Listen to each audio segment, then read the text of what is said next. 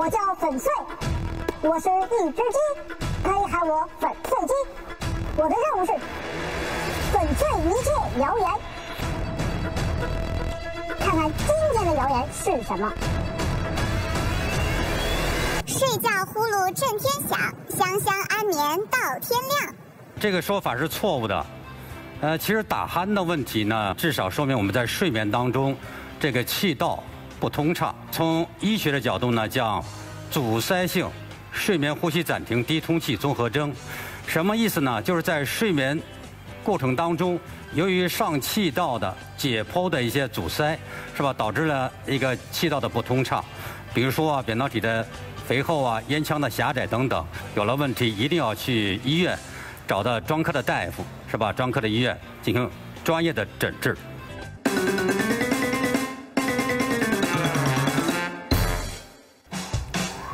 大家好，欢迎来到湖北卫视饮食养生会，我是您的家庭健康官段建海。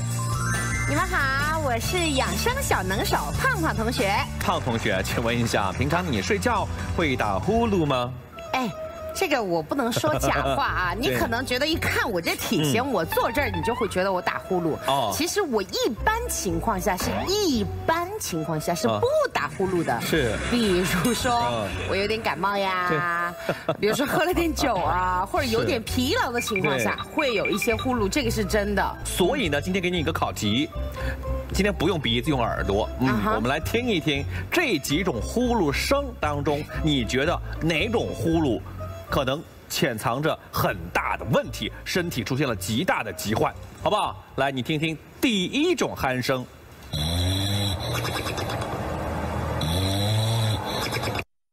第二种，这像猪叫。啊，第三声。哎呦！哎，怎么又没声音了呢？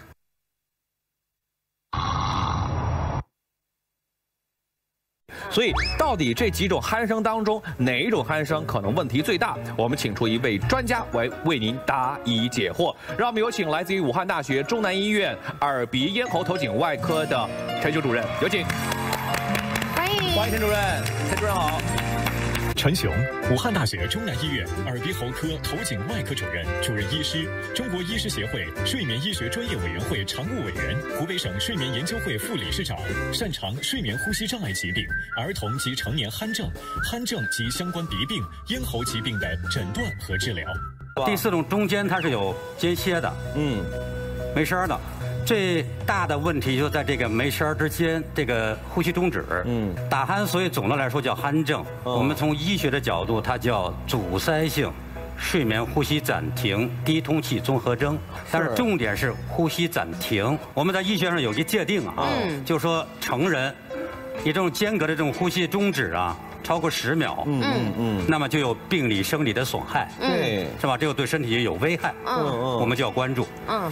一般是在一个晚上以7个小时来计算，就是睡眠时间一般是7个小时，对不对？对。超过35次，就是每小时平均大概是5次以上，就叫有问题了。那么这会就导致缺氧，导致睡眠呼吸的紊乱，导致睡眠的我们叫睡眠结构的一些破坏，是吧？正常的结构破坏掉了。但是我们有一个疑问啊，您说就是呼吸暂停低通气综合征嘛？对。那同样，呼吸暂停，我现在我也能憋气儿啊，是吧？我现在说话，我能够保证我大概3到5秒钟我可以憋着，我也不会觉得有多累。那晚上同样我也是在睡觉过程当中出现跟我在正常状态下一样，我憋着气儿，好像也没多大影响。说得很好啊，这个要这么去解释这个问题啊。你要憋气儿，这个呢就是在体育运动当中有的训练是可以这样做的啊，挑战极限，极限是吧？但是有一个问题，您的这个憋气儿是主动的呀。对。咱们睡眠当中是被动的呀。那么这种被动你是无法控制的。对。如果一旦在睡眠当中出现了其他的病理损害，尤其是心脑血管，你是没有抢救时机的。对。啊，听这个意思就是一个呼吸暂停低通气综合征，会致命，是这个意思吗？会致命。那这就严重了。哎呦，其实我之前看过一个调查，有一个数据啊，说的是中国打鼾的人群超过了2亿。实际上，我们现在所有的流行病学调查的数据都是严重被低估了。哦，按照全人类，现在全球大概77亿人，但是至少按照现在诊断标准，有问题的至少12个亿。12个亿，对，哦哟，这个是个非常庞大一个数据。哦哟，我们在呼吸的过程当中，它既然是出现了呼吸暂停，是因为缺了什么，还是多了什么吗？首先我们要了解这个鼾声是怎么出来的，是吧？我们大家都知道，其中一种，我们吹口哨知道吧？把嘴巴呢拧成很小的一个孔道，用气流来冲击它有声出来。我们在睡眠当中上呼吸道啊，就是喉结以上。都叫上呼吸道，对，我们也叫上气道。那么这个气道如果是因为生理结构性的问题、解剖性的问题狭窄，就天然比别人正常人要窄一些。我们知道大家睡着了之后，肌肉张力都没了，它是放松的一个状态。对，那谁睡觉不是攥着拳头啊？都是放松的状态。是，你放松了之后，上气道更多的是软组织。它是缺乏一个骨性支撑的一个软性气道这么一个结构。很容易出现。如果说你有生理上的一个狭窄，在睡眠当中它会出现塌陷，或者相对性的狭窄。对。那么这个时候气流的通过这个狭窄的管腔的时候呢，它也会产生一种声音。那么这个声音是其中鼾声的一种。就是刚才第2种那个。有点像哨子了，对，那个就是很狭窄的空间冲出来的声音，那是其中的一种。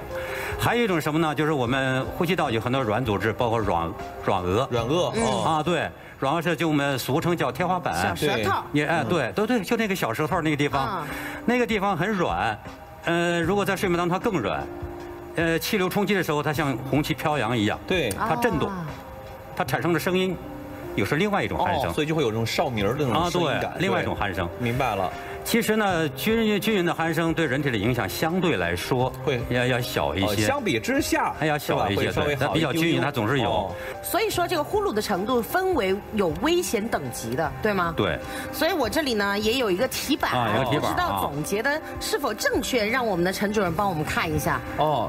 这8个啊，非常正确，非常正确啊。就这个声音此起彼伏，也能够判断出1、2来。但是呢，不是每个人自己家里都有摄像头来听。的声音，所以我们可以自测的这种症状当中，可以从这8条里边有其中1条是吧？可能就占了。您给我们简单来梳理一下，分别是有白天嗜睡乏力，是吧？口干舌燥，为什么呀？白天嗜睡什么原因？是因为头一天晚上没睡好呗，老醒。口干舌燥是这样的啊，我们几乎所有打鼾的都是口呼吸的。就张着嘴。对。鼻呼吸不过来，对，就带上性口呼吸，这是第一个。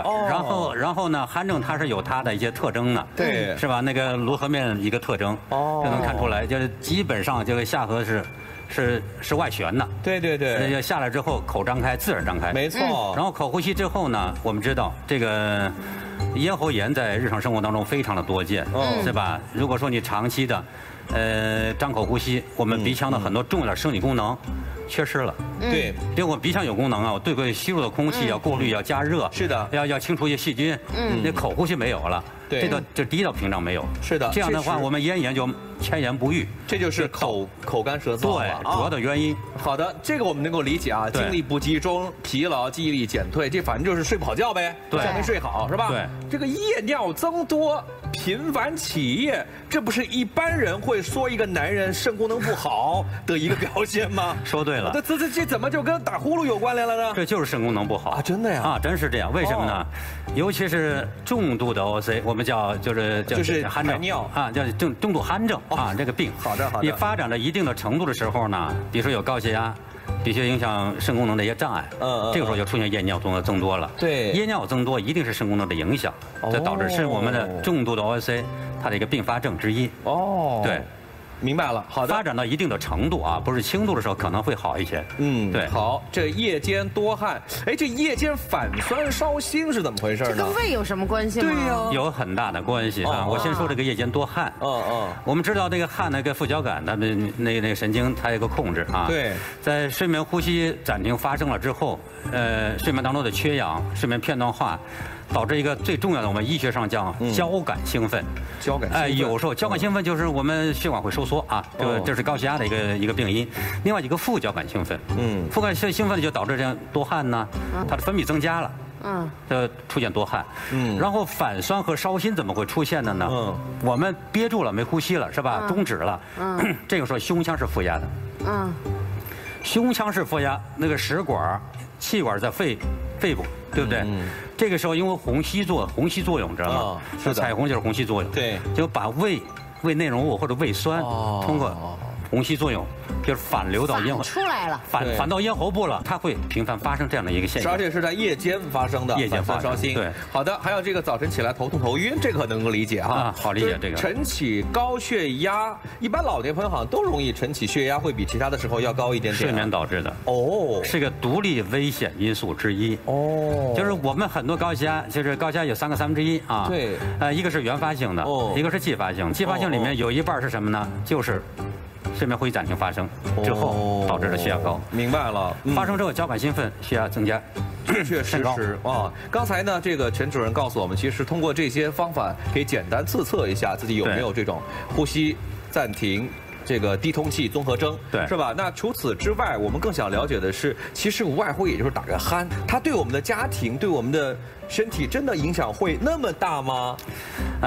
这样说啊，非常大。我觉得，我个人是因为我是做这个职业的专业的医生，接触这样的病例非常多了。应该这样说，首先它是3个层面的影响，一个是对个体，对自己啊，刚才说了那八条都有影响，是吧？这是第一个，第二对家庭。对家庭啊，第3个是对社会，就说其实，在我的门诊有很多这种情况，小夫妻2口，看病，对，来看打呼噜，进来第一个动作呢，进来之后就把门关上，就是感觉就我今天很私密的问题了，为什么呢？因为这个老公打鼾是吧，可能会影响夫妻生活，老婆有意见了。是不是啊？我必须得去看病啊！这个不看病不行，是吧？这个小年轻这个问题不解决，是繁衍后代呀。对，美满的家庭生活没有了，没错，就影响一个家庭的和睦，是吧？这个影响可大了。这个理解。这个问题不解决，将来也是个社会问题，是吧？对。那么对于社会的影响呢，也是几个方面啊。一个是家庭不好越多，这社会的不安定因素越大，这是第一个。那么第二个呢，就是那个交通事故，频繁。比如说我们白天嗜睡啊，我们经常是不是开车开红绿灯来了之后，就迷1-2分钟。不是那前面他绿灯了还不走，对，他那会儿打盹呢，他没反应过来。对，后边车使劲滴。但是不了解人就觉得这人怎么回事啊？实际上他是一个病态。是因为有睡眠的障碍的问题导致了白天的嗜睡。最可怕的是高速公路，对，就是出现那种就是不可抗拒的嗜睡状态。就是这种职业司机也有啊，我身边也有，他就说我实在不行，我犯得困得不行，我得把车停下来，停到高速旁边，我打个小盹，我再开车。要不然这种情况，如果是强行自己开车呢，他比疲劳驾驶还要坏事儿。所以能不能够有些简单的，比方说我看这个人，大概长什么样啊？比方说，他应该比我容易。我说了，我平时一般不打鼾，就是比如说太累了，喝了点酒或者感冒了才打鼾，这是真的。是的。但是我也想问一下陈主任，像这种情况下有没有问题？对，这个是个非常好的话题。我们就是从那个一个人的体格特征跟颅酌面特征，颅酌面特征就是面相，是吧？一个是体格。是吧？就说到胖的问题了。客观的讲，就是胖子里面打鼾的发病率要高一些。它是个易感人群，我们叫易感人群。对。但是，就是胖子并非是打鼾的专利。没错。很多胖子不一定是鼾症的。对。他可能不会打鼾。可能就是说你跟他做睡眠监测，他一次呼吸暂停都没有。哎呦。也不带鼾声，但是呢，它发病率呢，相比较其他正常体型的瘦的人要高一点，它要偏高。说了是2个特征，一个体型特征，一个是颅酌面，就是面相，颅酌面特征啊。对，面相这个的确它有这方面的就是特征，比如说龅牙呀。是吧？小下巴呀，翘嘴巴，下颌后缩，到成年之后都是这样，是吧？还有一种儿童呢，还有一种情况就是颅中面发育不足，凹脸型的。就是鼻部这个从眼睛到嘴巴之间，它是往里凹进去的。麻子脸。哎，对，这种情况也不行，没有下巴不行，没有上颌也不行，一个是正颌的，就是非常就是正常的一个颅颌面的一个结构，就保证了它的气道的一个结构的正常。哦呦，是这样。我听说地包天不容易打鼾，对吗？地包天是不容易打鼾，但是还是这样的。但是有一个问题，我们临床观察是这样的，地包天的形成呢与扁桃体的大小，就是肥厚大，有非常密切的关系。那么扁桃体大了之后呢，它也会影响气道的截面积，让气道变窄了，也会出现睡眠呼吸暂停这样的情况。我们研究结果这种发病率挺高的，我们专门的去观察了一批地包天的这种孩子，也不是100%的，不是。这跟年龄有关吗？一定有关。这个它是一个实现性的疾病，就是随着时间推移啊，逐渐加重的一个疾病。对。如果说在儿童期是睡眠呼吸暂停，你没有得到一个及时的治疗，是吧？年纪越大，它越会有问题，它一定会发展到成年之后的成人鼾症。所以为什么说我们儿童鼾症来之后呢，就问他父母，要么就母亲有鼾症，要么就是父亲有鼾症。就这种是一个遗传倾向非常强这么一个疾病。是的，那长期打鼾对于一个人他的脸型的面容可能也会有影响，很大的影响。尤其小女孩是吧？这个对容貌的要求是非常的，比对孩子对儿子呢要高一些。我们的职业习惯。去到外面出差呀，火车站呢、机场啊，就看到这种孩子，就忍不住就跟孩子父母问一下，那孩子打呼噜吧，就几乎都是一看一个准。现在呢，大家对于这个打鼾这件事儿呢，确实也比以往要更加重视了。以前觉得是一个再正常不过的少数人的正常现象，现在我们理解了它其实是一种病，是吧？是一种病，需要去干预。当然，很多人的话也会找一些干预的工具和干预的方法。对，我们一起请主任帮我们来判断一下，对这些干预的工具靠谱不靠谱？现在广大的观众朋友已经知道打鼾是一种病，所以呢，他们也总结了或者说想了很多办法来防止自己打鼾。你看，这就是我搜罗到的有6种防止打鼾的神器。我们首先看第一个。止鼾牙套，我不知道陈主任这牙套有用吗？这是口腔科的吧？不是耳鼻喉科的吧？对，的确是口腔科的。真的。但是呢，我们鼾症的治疗，成人鼾症治疗啊，个性化治疗，是吧？首先我们要尊重一个原则，无创正阳通气呢，就是呼吸机，它是一线治疗方法，但是它有它的问题。但是有的病人如果有适应症的这样的病例啊，简单的一个牙托，就是我们今天说的那个。止鼾牙套是吧？实际上它的专业术语叫什么？叫口腔矫治器。矫治器啊，就是让你这样呗。戴上之后呢，达到个什么目的啊？达到下牙往前伸。对。为什么伸它有治疗打鼾的作用呢？因为我们这儿打鼾的人呢，可能是舌源性阻塞，舌头后面空间不够。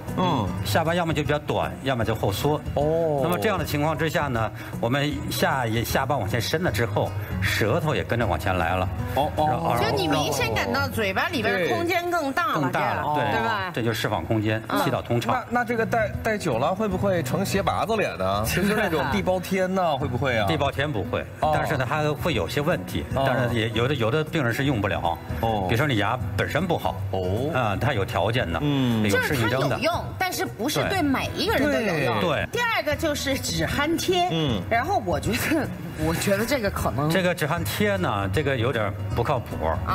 这个民间的一个，可能就像民间的方一样。对呀。但是我们现在没有任何的科学的证据来证明它有效。第3个喉部止鼾器，我看这意思就是在喉头这儿，你看他给你弄了一个什么东西给你捆着，让你减少震动，是这个意思吗？这个减少震动没有任何的意义。它是气道的阻塞，那么喉部呢是在气管了，是吧？我们的喉软骨，那是甲状腺骨，那下面就是气管了。说这个地方呢，你震动来治疗达不到任何的治疗作用。第4个叫做止鼾鼻夹，就是你看鼻子这儿给你一个夹子，然后让你的鼻腔通道更开一些，其实是这个意思，是吧？这个还是有作用。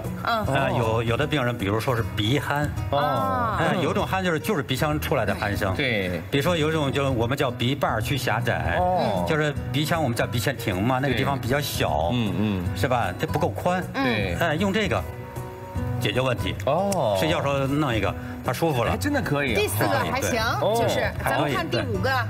震动止汗手环，听上去名字挺高级的啊。这个目前也是一个比较前沿的东西了，它就是一个利用了生物传感这么一个技术，感应到你的鼾声之后，发送那种脉冲之后，就刺激我们的颌舌肌啊，收缩，收缩之后那个气道就释放空间，还是达到这样的效率，有一定的作用。最后一个止鼾喷雾，就是喷一喷，喷一喷呢，能达到一定的效果。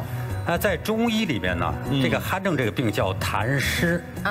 所谓痰呢，就是吐痰的那个痰，对，是吧？就是我们西医理解就是分泌物增加，就是这种可能口水比较多啊，对，这种药呢就可以有个收敛的作用。直接喷嘴里吗？喷咽喉。喷咽喉之后减少它的分泌物，然后这个气道就顺畅一些，达到一定的治疗效果。对，刚才胖胖讲的所有这些方法非主流啊，非主流的。我们现在讲的就是主流的治疗方法。主流的治疗。目前成人的治疗方法，一线的治疗方法啊，就是无创正压通气。那么就是简单的说，就是这台呼吸机。那么呼吸的原理是什么呢？我们看着呼吸这个3个部分啊，这是主机，对，这是一个管路，这是一个面罩，鼻罩啊，把鼻子给扣上，是吧？固定的好之后，主机打开，然后气流通过来之后，在睡眠当中把这软组织给你支撑起来，通过一个空气。用它的气流把你这个组织给吹开，吹开之后，你整个气道通畅了，就不会缺氧了。明白了。据我了解，这个鼾症好像是可以手术治疗的，对不对，陈主任？对，因为我们的鼾症的，是吧？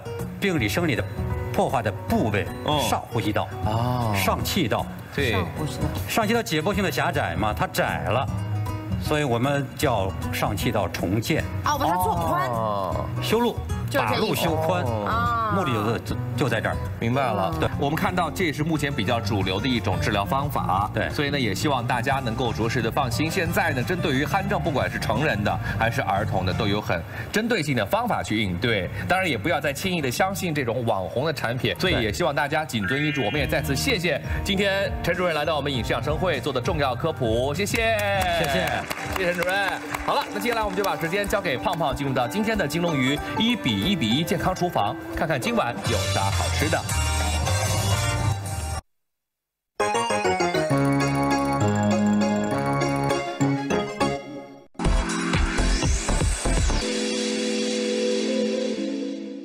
欢迎来到饮食养生会金龙鱼1:1:1健康厨房，我是胖胖同学，欢迎我们的好朋友万亮大厨，欢迎您。你好，今天我特意也是给大家觉得这个打鼾呢，就是我们会推荐一个香菇。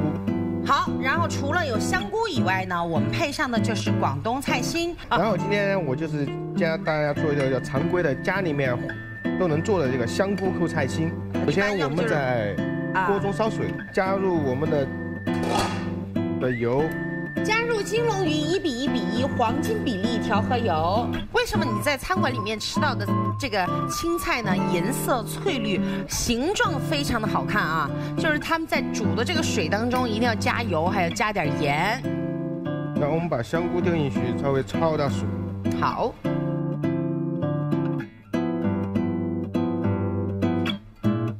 我们放在案板上，稍微给它改个刀。现在香菇继续煮着，然后这个菜心稍微把它改一下刀，对吧？对，改一下刀，要摆出来成型更加好看一点。对。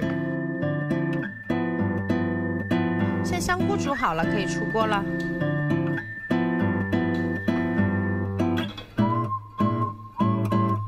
好。现在需要做啥呢？我把香菇切一些，把它放在面上。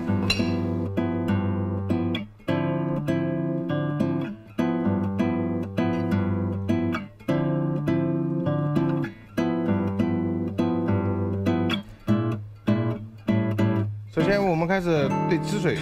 还得做个汁儿，在锅里面下水。然后呢，我们稍微给一点酱油，让它起个色。再给点我们的卤汁，这是我们自己调的卤汁。这个是勾波令芡。这个样子应该可以了，起了好多泡泡。对。关火。对。然后呢？需要什么？给点油，酿油。在次放入金龙鱼1:1:1黄金比例调和油。好，这个时候我们已经停了，我们就可以淋汁了。